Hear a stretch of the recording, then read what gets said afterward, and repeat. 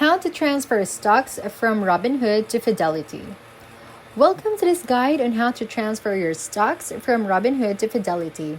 This step-by-step process will help ensure a smooth and successful transfer of your investments. Step 1. Prepare your accounts. Make sure both your Robinhood and Fidelity accounts are active and ready. Also, keep your Fidelity account number handy, as you'll need it during the transfer process. Step 2. Choose the transfer method.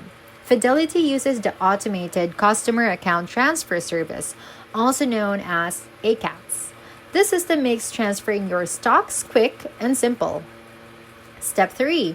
Initiate the transfer on Fidelity. Log into your Fidelity account, navigate to the transfer section, and select Transfer from another brokerage. From the list, choose Robinhood as the source account. Step 4. Provide your account information.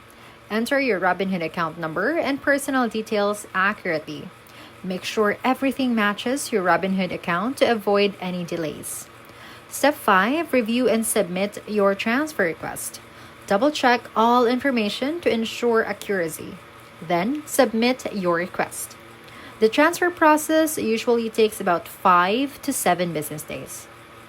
Step 6. Confirmation.